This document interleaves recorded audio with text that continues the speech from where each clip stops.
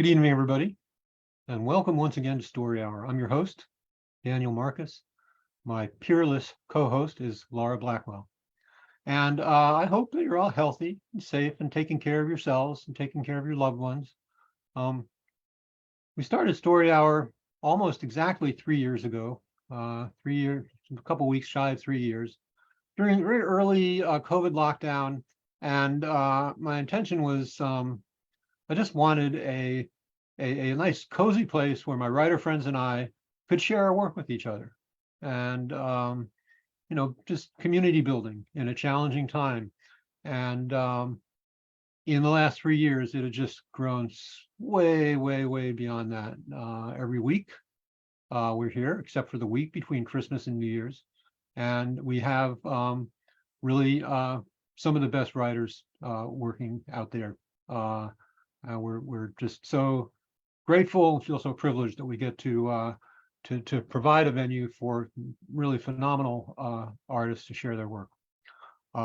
So the way it works is what I like to think of as one of the older forms of entertainment in human history, which is folks sitting around the fire telling each other lies. So we do exactly that. Every week we have two authors, about 30 minutes each, sharing their work. And tonight we are extremely happy to have Christi Nogle and Nicasio Andrés Reed. I'm also pleased to announce that we have received a SIFWA Givers Grant for 2023 so that we can continue to keep the lights on, these virtual rooms open, and that we can continue to bring you what we believe is some of the best in spoken word speculative fiction that you can find out there. It's our custom to ask authors to indicate a worthy cause for us to call your attention to. And if you're fortunate enough to be able to help, then to do that.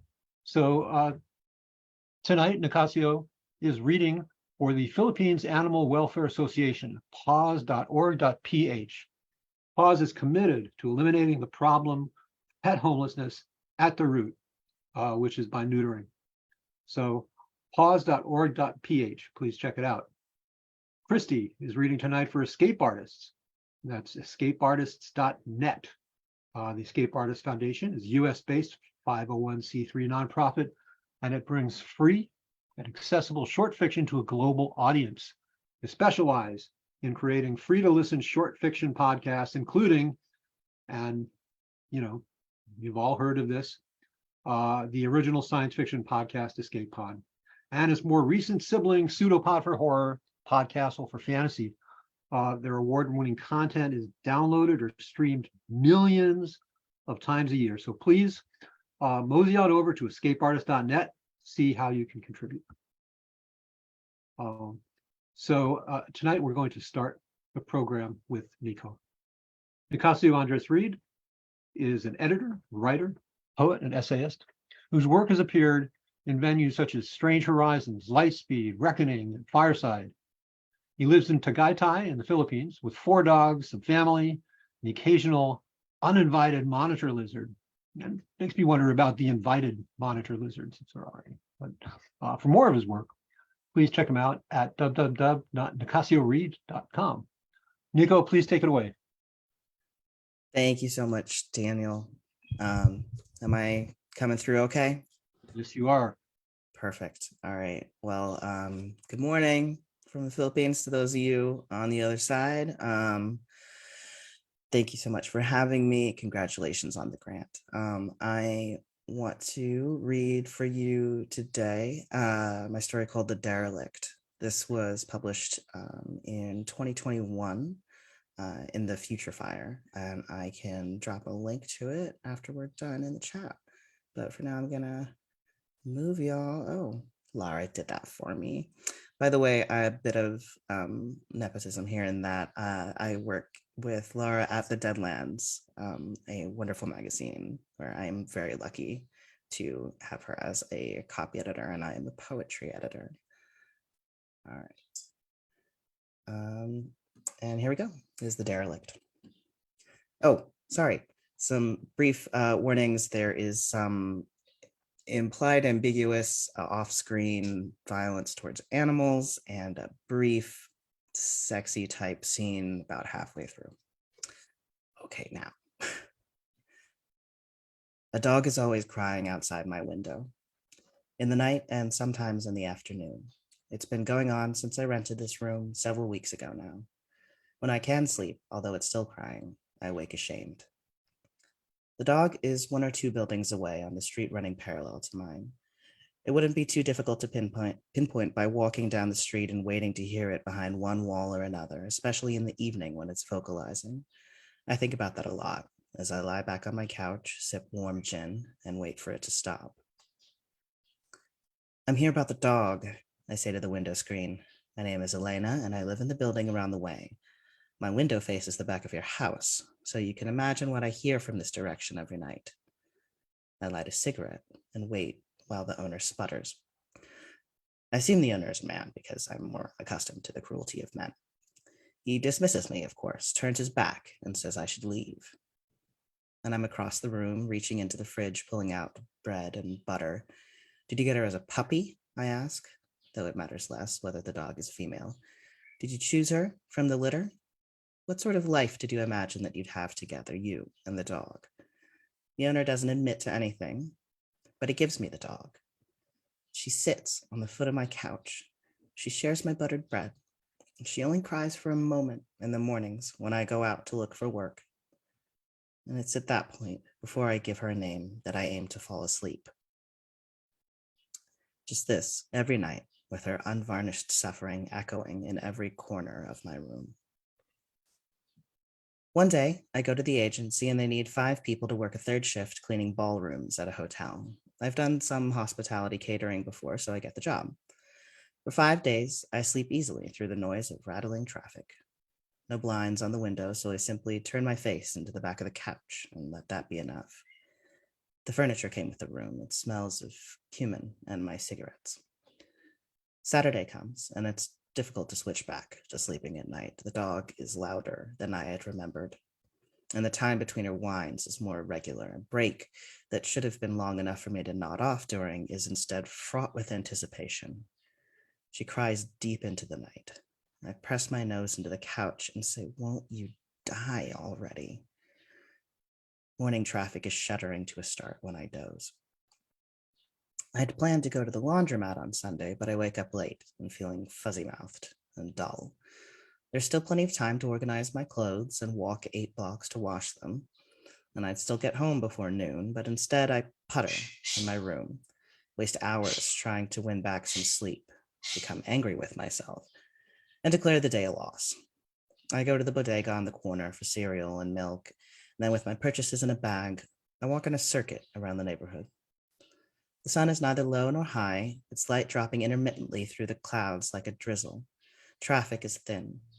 There's nearly nobody else on the sidewalks, except for a work crew digging through it across the street from me. 2 of them are heads and shoulders above the pavement. The third is just a man's head leaning up onto the dirt. His eyes are closed, and his hard hat is off. His hair is thinning. He doesn't move. The other men don't seem alarmed, but by the look of him, he could be a dead thing, flung haphazard into this hole in the ground. I keep him in sight until I turn the corner. At my building, there's a letter from my brother in the mail. He's in Alaska. It says the work is grueling, the town is bleak, and the weather is cruel. I haven't bought a table yet, so I write my reply on the counter by the sink. The city is warm, very hot some days. Work is steady enough and easy, there's nothing to complain about. I made a friend and barely have time to miss home. It's all right if he does, though. He's much farther away and brave. And then the night and the dog. I'm so thoroughly braced to hear her that it takes me some time to notice she's late. The tension of waiting is nearly as poignant as her voice itself. And who knows how long I hold my breath until she yelps. Once, twice, and I can sleep. On Monday, the agency gives me 3 days of work, packing boxes at a printing company. The hourly pay is lower than I usually take, but it's first shift, and on a bus route I can catch just outside my door. They have spots for 2 people, me and another woman I've seen in the agency waiting room. Her name's Hema, I remember. Hema wears her long dark braid in a bun, and says she's been in the city more than a year. She's worked shifts at this place before. Do you have your own safety goggles? Chem asks. I do. Bring them so they don't dock you for using theirs. They charge it per shift. Ridiculous. We're at the end of the spiral bindery line, the last station before we pack the books into a 15-foot long machine that pierces through the paper, threads a spiral of wire through the pages, then crimps the end of the wire to secure it. The hydraulics hiss and choke, hiss and choke. The wires come out sharp at the edges. Both of us take a moment's lull to flip through the book we're packing. A 55-page manual for a vending machine. We share a disappointed smile. Sounds in this place don't echo. Everything stops 20 feet above the high ceiling and white lights.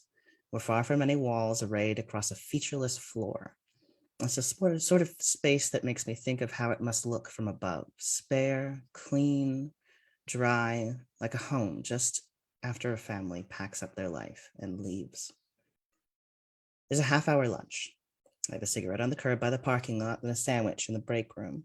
On the walls are a poster of labor rights and regulations, new and laminated, and a poster of workplace safety policies, tattered at the edges. There are only 3 chairs, all taken by permanent staff, so I eat fast while standing, pretending to read the posters. Time is nowhere to be found until we have to go back to the line. When I came to the city, I thought I would work in a dressmaking shop, then earn enough to open my own.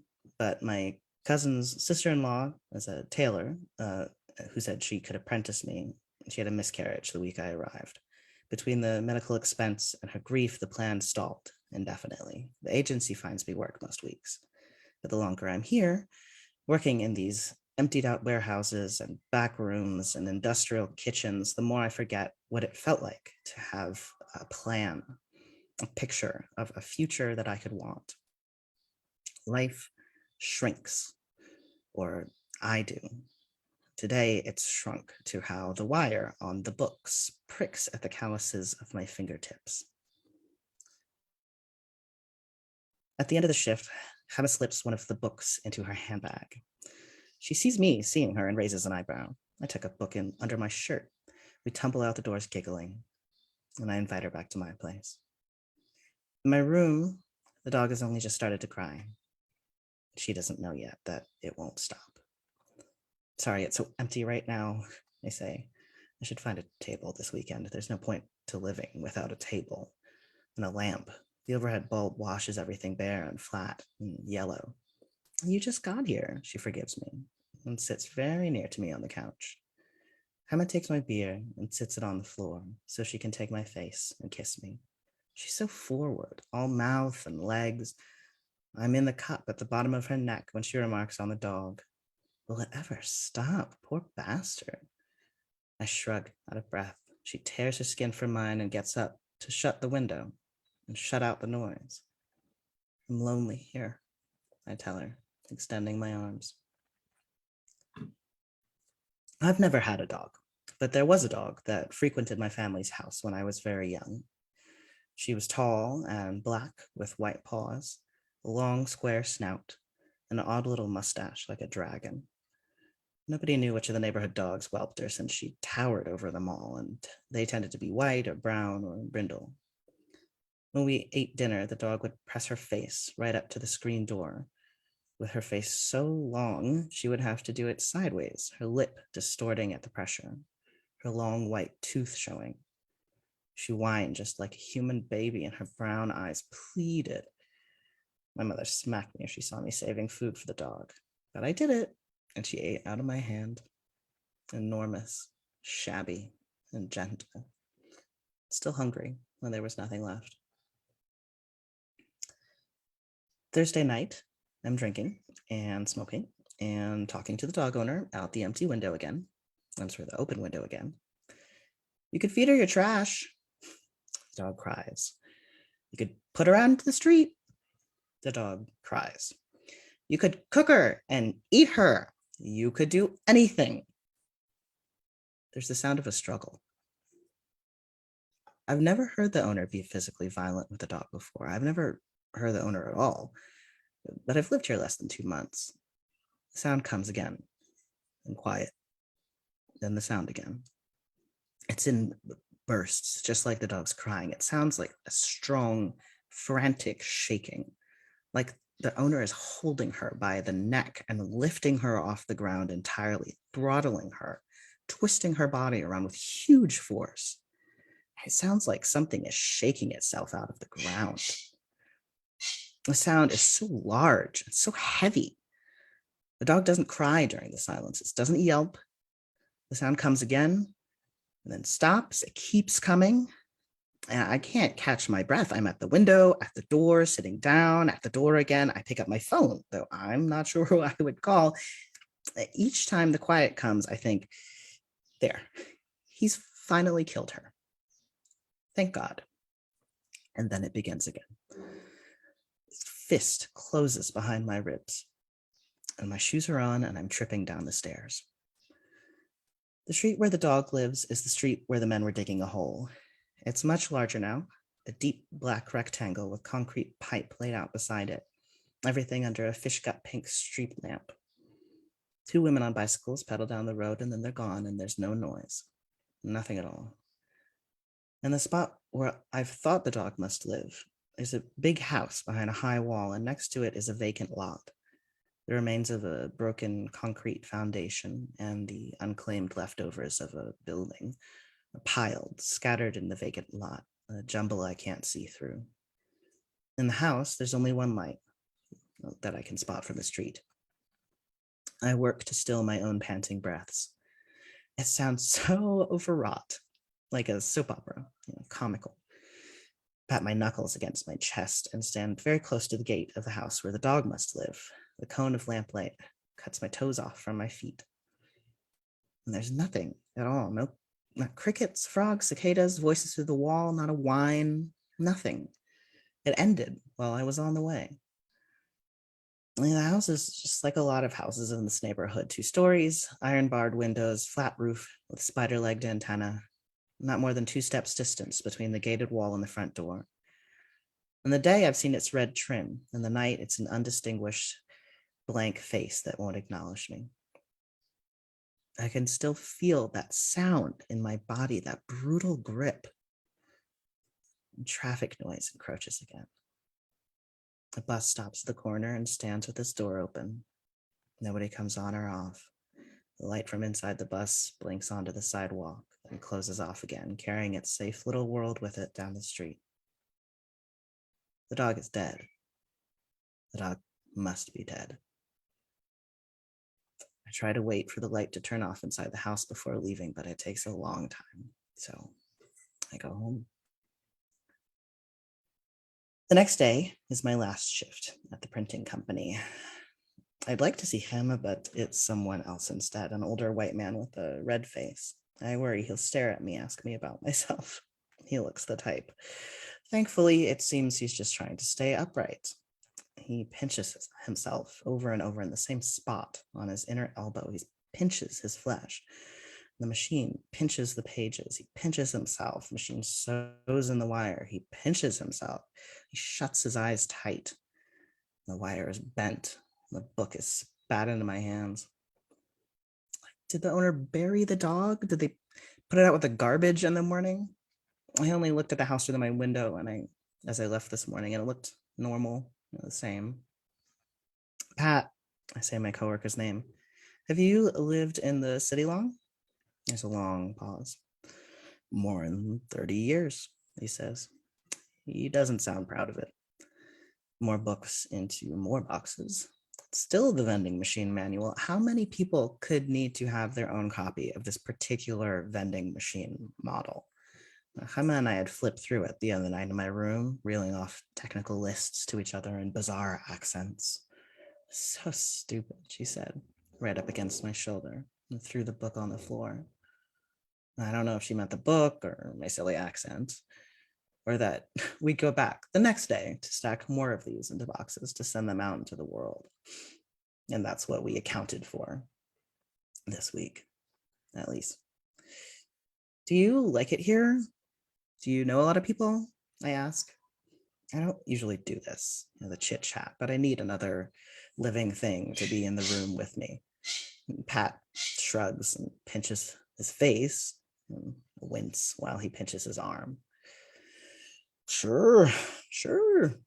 I mean, I know you now, huh? Something's wrong inside the machine. It's not winding the wires through the pages correctly, just skewering them. Books roll out, stabbed straight through, pages skewed. Work halts for 3 hours that we will not be paid for. That night, it rains. A deluge of noise on rooftops, awnings, and window pane, and the cars leasing through the street. The smell of cold water on hot pavement. No lights are on in the house across from my window. I go out into it. I have to. Pink streetlight reflects orange on the sidewalk outside the dog's house. The hole across the street is expanded vastly, swallowed half the block, felled a tree, and left a stump unearthed and abandoned, roots starving in the air. There are cars parked all along the street, but none in front of the house or the empty lot beside it. That space that yawns, dark, open with rain. I'm slick and oily wet. My sleeves are too short. There's nobody here, and I slip around the corner of the house and into the empty lot, into the space between the ruined foundation and the house's sidewall, out of view of the streetlights. Back here, it's not clear where the lot ends, though it must be about my own building's rear gate. In that gap I walk, the wall, keep my fingers along it. Its painted cinder blocks pebbling apart under my hand. This is the first heavy rain since I've been in the city, and it smells alien all over again, acrid, like a coin between my teeth. I put my back against the wall, and expecting nothing, I say, "Here, girl, here." And right in front of me, a dog's head lifts. I came into the city on a bus that I'd watched drive by all my life. Orange, with a white stripe. Its destination's hand-painted along the side. When I was a girl, I'd catch the eyes of passengers who lean their arms and hair out the window. Dirt on my feet and the wind on their cheeks, and we'd pass each other. When I rode the bus, the window was closed and wouldn't open. I pressed my face to the glass and watched everyone on the road, even if they didn't watch me. Many people slept on the bus. It was a 6-hour ride, but I kept my eyes open. I wanted to see. A dog's head lifts in the dark and the wet. Low eyes, short, folded ears, the color of concrete. I should have brought something. Bread or a rope. I can only say, "Here, girl," and put out my hand. There are no dog sounds. No wary dog contortions. It lifts its head and keeps rising. Taller. Too tall. Rising with a sound like molars grinding in an enormous mouth. There's water in my eyes, the wall against my back. I can't see the edge of the lot we're in. The street is far now, indistinct.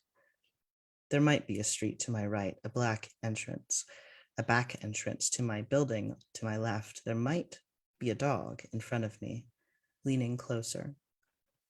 It walks to me. Legs like spears, like the sound of rain on tin, 5, 6, 7 of them, skittering like traffic under a tent of a body that accumulates from the discarded materials of the lot. Rattling shack of a body, made of corrugated metal, woven bamboo walls, the locked doors of a shipping container. The dog is a house. Here and there, the ends of rusted rebar curl out like fur. Extended far in front of it all is the dog's face, worn loosely, like a sock on a child's hand. Eye sockets drooping, mouth slack, snout empty, bolts driven through the hide to hold it in place. And I think she was white. The dog is white, and I hadn't been picturing a white dog. My palm is still up, shaking with every raindrop that hits it. That face, slack and jellied, leans down into my open hand. I breathe in bursts. The assorted body sways. The sharp feet scrape against the ground. The dog, or the thing that killed the dog, heaves itself nearer. Its neck arched, the face in my hand, the steel doors of its chest A foot from my own heaving chest, in the cold of the rain, I feel its hot breath in my palm. It puts the muzzle of its face in my hand and rests there, its jowls puddled over my fingers. It's a dog gesture. It's just a dog. The car comes down the street, a pair of headlights cut into our space. Everything collapses in a spatter no louder than the rain. In a moment, I am on the sidewalk, under the street lamp, past the bus stop, through my door, in my room. Outside the window, a dog is crying, bereft, left alone in the downpour. There's sun in the morning. I could go to the agency, but I go to a cafe. I have 2 cups of coffee and borrow a newspaper to hold. Gemma calls, but doesn't leave a message. I wasn't expecting to hear from her again. Her name on my screen looks so strange, like I'm holding someone else's phone. This Elena who lives in the city. More people work in this cafe than drink in it. They wipe the tables down around me. A man sits down to eat a bowl of soup. Skin hangs off his neck. He speaks loudly at length to the waitstaff in a conversation that begins as if it's gone on for years. His car is falling to pieces. His grandson is growing too slowly. The soup is saltier today than yesterday. When someone comes to clear my table, she calls me Miss, and I tell her my name. She just smiles blankly and disappears into the back. Gemma lives in a high-rise on the north side of the city. There are shops on the ground floor, and every apartment has a small balcony. She's on the 18th floor, somewhere in the middle, but dizzyingly high, precariously high. A sliding glass door and lines of wet laundry between us and the drop. The buildings below are unreadable from this height, just random roofs that could be absolutely any place. Anyway, the noise up here is nearly empty. I didn't think you would call me back, she says. She's putting magazines into a stack, adjusting the curtain, switching on a lamp, slicing up the pastry I brought from the cafe. It'll be night outside soon. Yeah, I say, then press her into the bed. And she is firm. I press and knead her so that I can feel the structure of her under her skin and muscle. I push away her shirt and take her flesh in my mouth. She's body warm, sand brown, smiling at me like I might smile at a strange, charming child.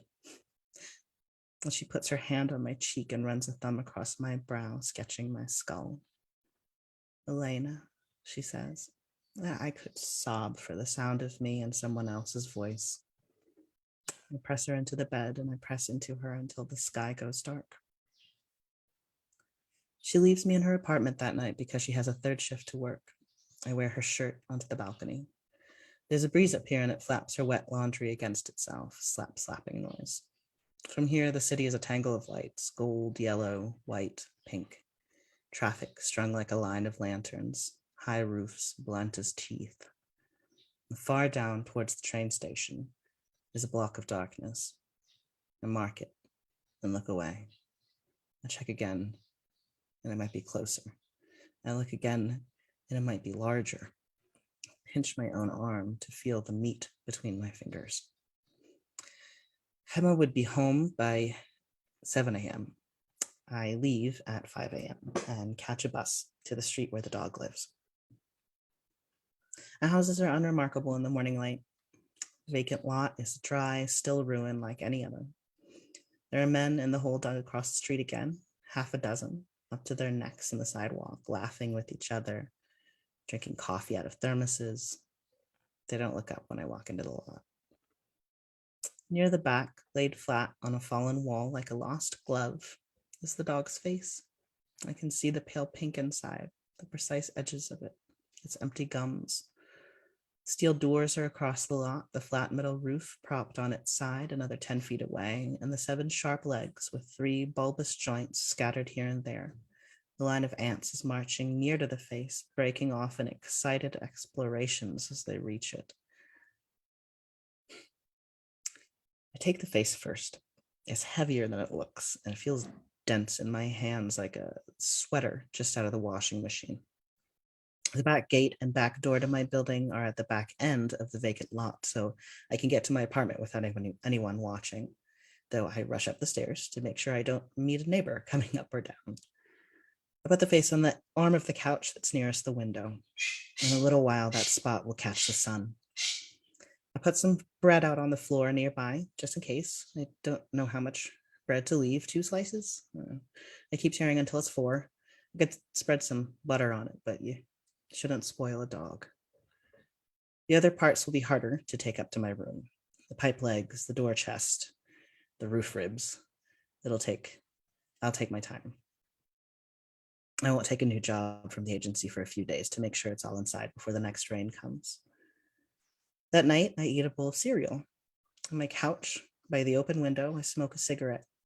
And I wait for the dog to wake up so that I can sleep. The end.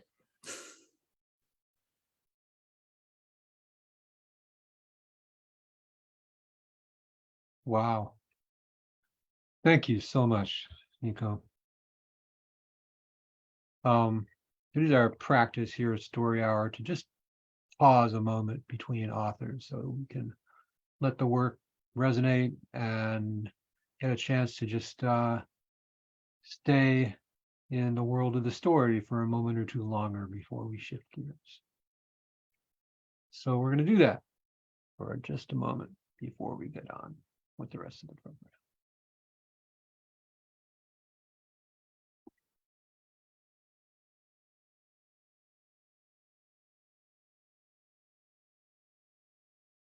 Nicasio Andrés Reed, everybody. Thank you so much. Our next author is Christi Nogle. Christi is the author of the Bram Stoker Award nominated novel Beulah from Cemetery Gates Media. Came out in 2022, and she co-edits along with Willow Dawn Becker the Bram Stoker Award winning nominated anthology Mother, Tales of Love and Terror. It's out from Weird Little Worlds 2022. Christie's debut short story collection, Best of Our Past, The Worst of Our Future, is out now from Flame Tree Press. Her collections Promise and One Eye Opened in That Other Place are coming from Flame Tree Press in 2023 and 2024. Her short stories have appeared in many publications, including Pseudopod, Bastarian, Mooncows, and Horror Library. You can follow her at christinogle.com and on Twitter at Christi Nogle. Christi, the floor is yours. Thank you. I was trying to think if there were content warnings I wanted to give with this. I don't believe so. However, it's not like appropriate for children. It's probably more appropriate for middle-aged people like myself. So this is called The Pelt. When my husband first bought me the mansion, I'll admit I was lost for a time. I slept hard on the sofa and I woke coated in sour sweat. My belly bloated and rumbled and then drove me ravenous to the phone to order something with meat. When my feet got sticky, I ordered rugs. I didn't think of cleaning, but of buying things to cover the filth. And in my deeper mind, I was trying to work out what more I could buy so that the house would be a home and reasonable and tasteful, so that everyone else could see how I loved it and why. So that's the space I was in, poor soul. When the husband bought me the mansion, I know how that sounds, but this house was super cheap because the Hillview burned away. The real estate agent said it would be back to green in a year or two, but she and my husband laughed and laughed when she said that. I remember we stood in some back part of the house that looked out through all of the front porches and all of the back porches, and somehow also gave a view of the stairs. It was a white tiled space smelling of lavender and mildew and echoing with our manic laughter, which gave it all a slippy, circling carousel sort of feel. The neighbors who could afford to do so had moved after the burn. The ones who couldn't afford to, older couples, they stayed inside, growing ever more bitter about the loss as the new people trickled in. large families that started with sectionals and wide curved TVs and just kept bringing more and more mobster looking furniture from Costco and having grinning brown boxes delivered. They didn't need a view because they had all that wonderland inside, I suppose. But no, a house like this one doesn't need a view. It's miles away, the best on the street. And I know, never buy the best one on the street, but that's if you're thinking of money. This house would be something even if it were parked next to a smoke belching factory or a pig facility or something like that. But here, there's just no view. And the lawns are a little bit brown, or really more of a little bit gray. It's all kind of gray outside, whatever the weather, come to think of it. But that's all that's wrong. Well, why did your husband buy you a mansion? When he came into a little money, I thought he'd want to spend it on Europe, but it turned out he wanted to spend it getting me out on my own. Who could blame him? I was a mess. I remember all the feelings swelling up inside me when we sat in the truck after he said yes, I could have the mansion. It was just a thrill of feeling so loud. I saw him speaking, but I didn't catch his words. Claire, what did I say? He said. And furniture the house, I said. What an odd way of putting it, like to people something, I suppose. I knew it must be how one said it, but it didn't sound right. Within reason, he said, that's the important part. I will pay to furnish this house within reason. So what is that, the doorbell? I wrestled my way up from the sinking couch, unlocked the first door and the second door and the third. Gray light hit me hard. A barrel-bellied man on the step said, delivery. Out in the street idled a flatbed truck with an enormous roll of something on it. A roll like carpet, but too thick and bouncy to be carpet. Beyond the truck, neighbors brought their heads out of their cargo areas to look at me. A roll of something springy like pancake appears on the street, but they stare past that to me because they never see me. Wrong house, I said, but the man beckoned me out, pointed to the numbers on the house and the numbers on the sheet. He said they matched, and I couldn't argue. The truck was already backed in, young workmen already unrolling the roll.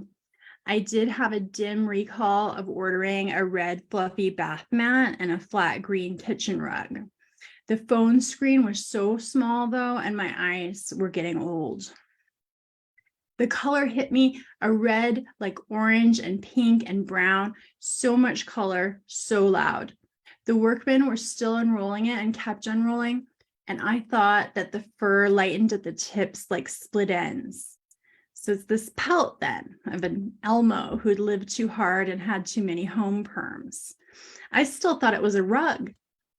It's awfully Max and Betty, I said, and the man just went blank. I said, I mean, it's lurid, it's tacky, it'll have to go back.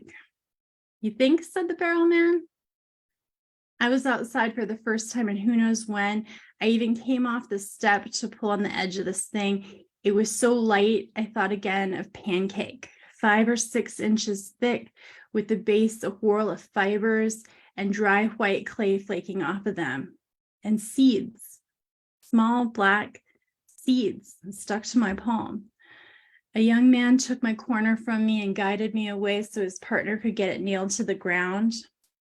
2 more men were still unrolling the other end. It was going to span the entire yard. I can't have this, I said. It was definitely Max and Betty. And more importantly, it was not what I'd ordered, or maybe it was, and I failed to take down the dimensions. Or I didn't deserve something like this. Maybe that's what I thought. Whatever, it was wrong.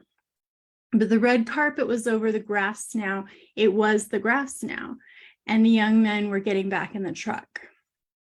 It looks great. So eco-friendly too. Good choice, said the barrel-bellied man. He put a rough hand on my shoulder and lingered on his next words. I knew someone had told him to say it. He said, it gives the place a real autumnal feel. Autumnal was the right word. The thing cast a light that made me feel cool and wakeful for a change. It was like fall, like going back to school, the promise of industry, something occult at the back of it. The man's face was close and smiling, all dark stubble like a cartoon husband. All of a sudden, I wanted him to come inside. For a minute, I said, and I touched his shoulder. He backed away. Before it was over, we had some hard words. My husband had done this to me, or he had done this for me. I remembered it both ways, and I was not sure which was true or if either was. Each memory was a projection into the future, like this. Possibility number 1 year in the future, I will be tan and positively gristling with muscle in a black sheath, holding a glass of wine in Europe. My hair will feather better than it has ever feathered. I won't hate wine anymore. I'll love it, even though I still don't know nearly as much about it as my husband does. Someone asks about me, and my first impulse is to say I was lost for a time, but my husband pulls close and begins the story of my renovation project and how, in fact, the view did regreen ahead of schedule, and I made lofty connections through blogging about my heroic renovation, and I became some kind of fabulous interior designer or remodeler or whatever. The past for this future is an excited conversation we had in the truck after our first tour of the house. The possibility number 2 is that 1 year in the future, I'm still sleeping on the sofa. The past for this future is me hyperventilating, crying snot into the sofa the moment the truck backed out of the driveway. So your husband's truck or the barrel belly delivery driver's truck? Both. Anyone could see which story was true, and I had lied to myself when I thought I remembered some thrill of feeling. I didn't remember feeling. 5 to 7 bedroom suites unfolded somewhere upstairs. There were extra bedrooms needed in case my daughters came. When Mary came, though, I stood inside the door of the front porch and said anything I could to make her leave. All the time I was thinking it was not possible. I had once been so overcome with feeling to disobey my parents and take all the other harrowing steps to make her and have her and keep her. I wasn't that person. My husband didn't set me free hoping I'd come back stronger. He threw me away because he couldn't suffer my hatred and lethargy anymore. I heard his mocking voice. Oh, the world is ending. Oh. It was true. I'd been in a low rage over things I wouldn't or couldn't change. I wouldn't make any move, so he moved me. So what was the inside of the house like? I'm not picturing it. Tall white rooms with complicated windows and fireplaces, rooms smelling of plaster and mice, more rooms peopled with ghosts of Christmas parties, past and future, dinner parties, school projects done at the table, so much baking and rushing around before work, painting and cleaning and furnishing, rooms furnitured with vague and see-through wardrobes, rooms furnitured with canopied beds and tapestries and cities of silver-edged photographs on console tables that were not there. I have to apologize. I pulled this up on the screen and I thought I was looking at the entire story and I was looking at not the entire story. So I have to grab the rest of it from the book. Sorry about that. Show us the cover again. Oh.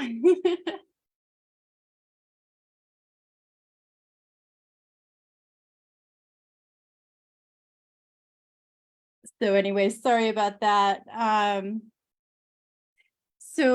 Cities of silver-edged photographs on console tables that were not there. The sound of it all drove me to the drawing room or parlor or whatever. The morning room, the front room anyway, right inside the porches where I had my sofa. The ghosts kept me there, trapped in static, a little bug in amber. But with the arrival of all that autumnal red, I decided that memories and pre-living were what had kept me on the sofa. From that time on, I resolved to live in the moment. I stood before the first porch, looking through the second porch and third to the neighbors' houses beyond in the lawn, a red rectangle 100 feet wide by 75 deep. No, the measurements too are remnants of the past. They're not what I'm seeing. I'm seeing the red line of the lawn. No, I don't see a red line. I see white verticals overlapping thinner gray verticals, overlapping thinner, darker verticals. That's what the porches come to from this angle.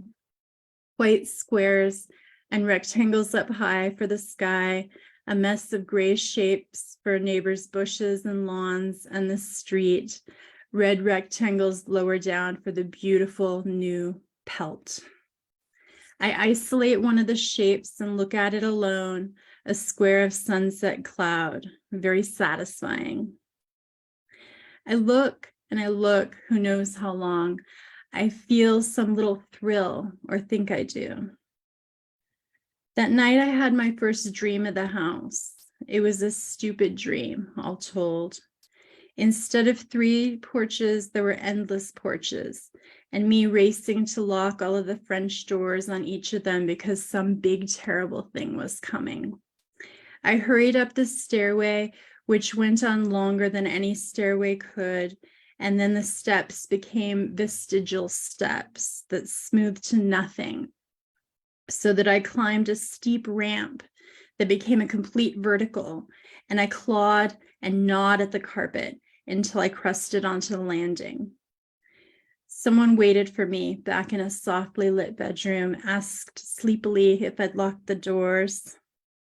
When I woke, I cried, just briefly, but I cried because he wasn't there. And on a sunny afternoon, when Audrey brought her baby, I didn't stand inside the door. I went out the back and came around so she'd think I'd been working outside. I didn't glance toward the pool on my way. I greeted her warmly as I could. We sat cross-legged, and she admired how the lawn cast pink light over the porches, balconies, and turrets, so that even though the clapboard siding was patched in many shades of white and gray and flaking and powdery dry, it looked carved of pink stone like a princess house in a dream. The baby grasped the lawn in his fists and made big eyes at us. Audrey laughed and said, "He's like, this is a thing?" I wiped his silky drool into the fibers, and I felt something. The rains come at night. I lie on the sofa imagining ponds in the lawn fur, shatters of golden brown leaves, mud, in short, a big mess I won't have the energy to clean, but it isn't like that in the morning. The lawn feels soft and dry when I touch it gingerly, like wet paint can feel dry when you're gentle. When I pat across it barefoot, I squish down deep. I leave pink footprints on the porch boards. The rains don't stop soon. The street goes grayer than ever before with a low, dark ceiling overhead. I simply watch from the step and do not think or judge.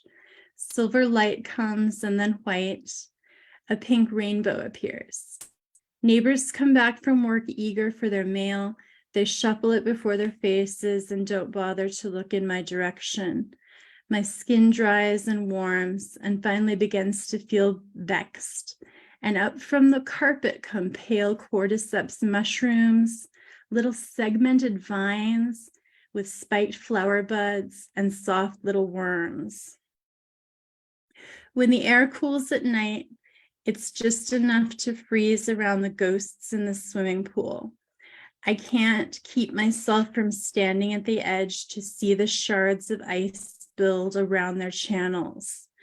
A man and a woman, I think, swimming precise laps.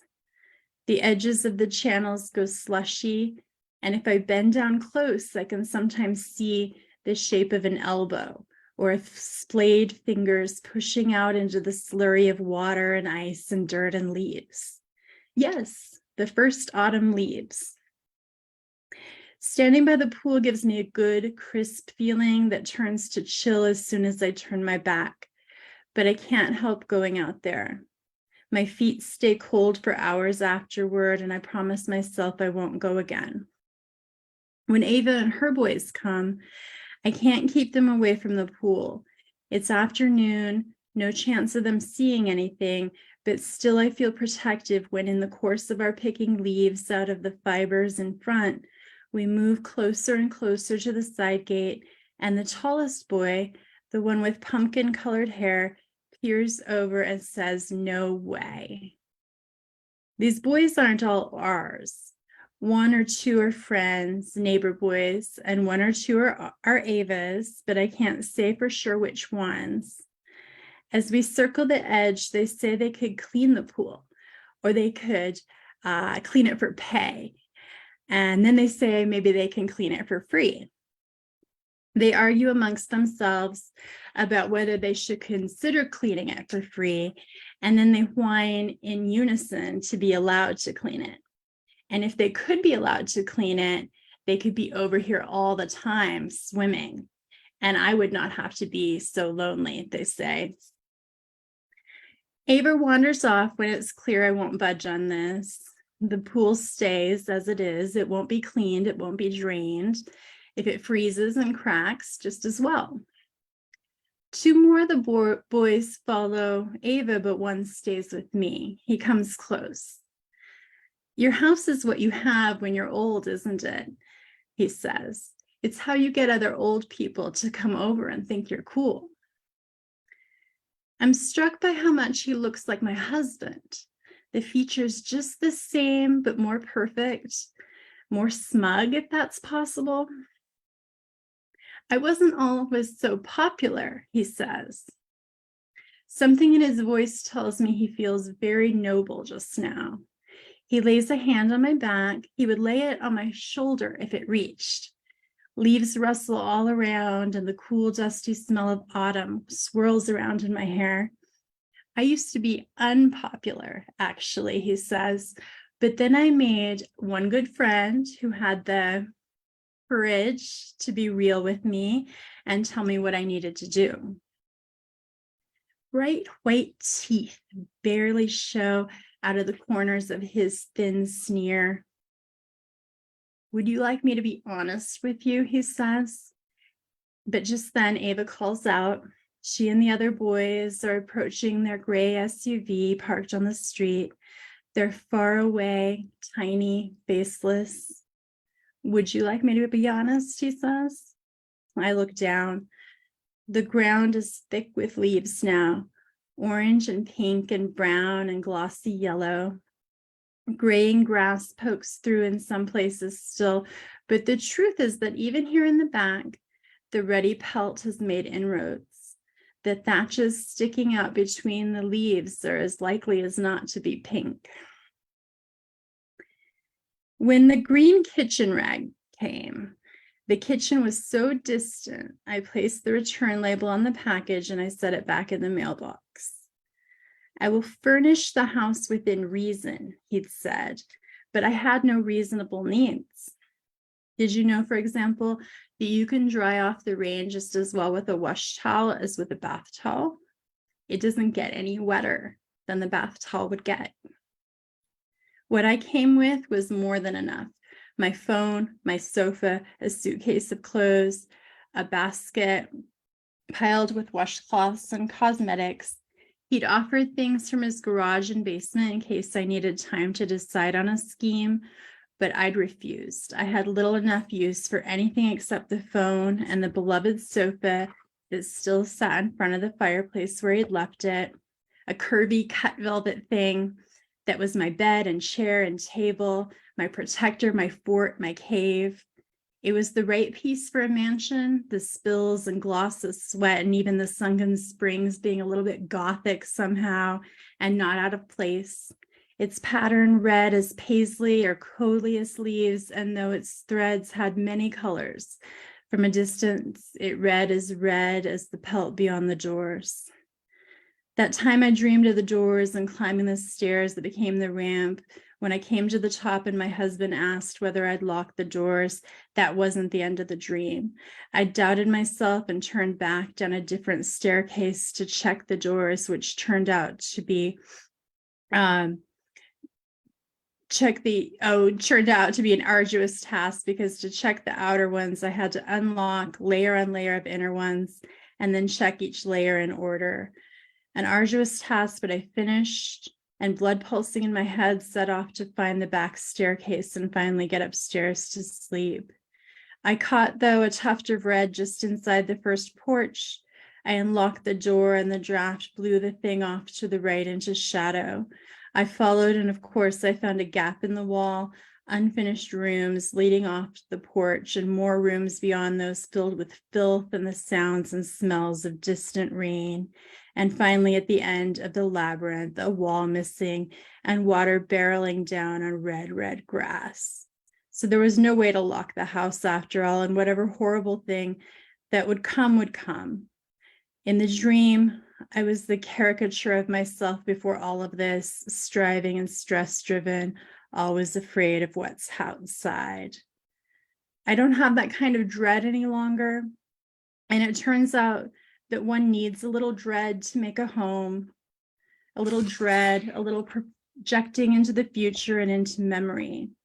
Without it, one cannot imagine which furnishings or which tasteful wall coverings are needed. One can't desire to recreate tender moments with the kin or anything like that. A kitchen is built on dread, a luxurious bathroom. Are you kidding? Absolute dread. I wonder, does your husband notice there are no charges on his cards except for food deliveries? That's what you're saying. Unless we're wrong, you've done nothing to furnish the house. You've done nothing all this time. Maybe he's so flush he hasn't been looking at statements. I don't know. Or charging so much of his own he thinks it's both of ours. I decided some time ago to stop wondering. I spend more time outside now, sleep less. My waking is as relaxing and restorative as sleep. I've depended on the sofa so much for so long now and loved it in my way. I decide I'm going to set it free soon. I'll drag it beyond the lawn for someone to take.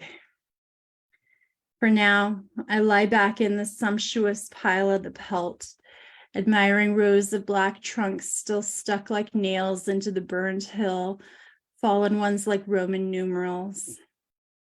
Birds go over, every one of them, even the occasional black one, is red-breasted by the glow. I think of times my husband drove past a yard with too many seasonal decorations, or with a cardboard cutout of an old woman leaning over to weed, or a tire painted white with flowers inside, a gnome or a bird bath, even a bird bath. And he'd say, oh, that's real Max and Betty, after the neighbors who lived across the street when he was a boy. They took joy in garden kitsch, and for that they'd been a joke with him all his life.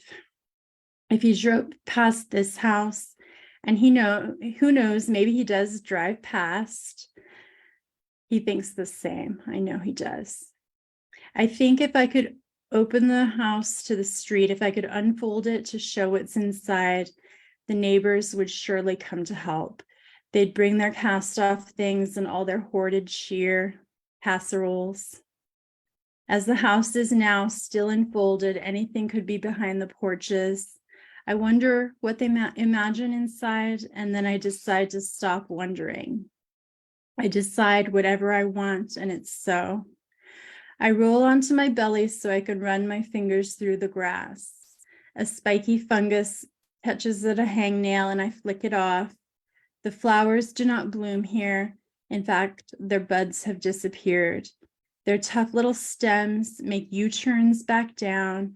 I can see them growing through the grass to the grid layer and through the clayey fibers of the base, through dead lawn, through soil, through gravel. They shuttle through concrete and wood and burst into bloom in a forgotten cellar far below. where no one but I can see them. And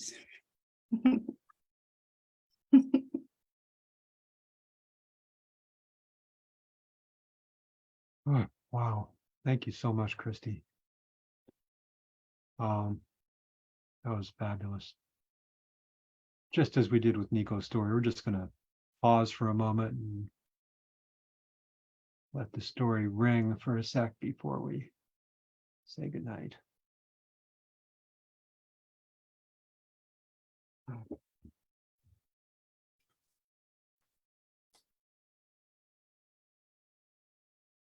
All right. Nicasio Andrés Reed, Christi Nogle, wonderful work. Thank you so much for coming to Story Hour and sharing your work. So, everybody, thanks again for joining us out there. Thanks to my co-host, Laura Blackwell, our wonderful writers tonight, Christi Nogle and Nicasio Andrés Reed, and in general, folks who have joined us here and shared their work with us and with all of you. Thank you. And we'll see you next week. Until then, be well, take care of yourselves, take care of each other. And coming back next week, where we will have Michael Haynes and Natasha Calder. So good night, everybody. See you next time. Night.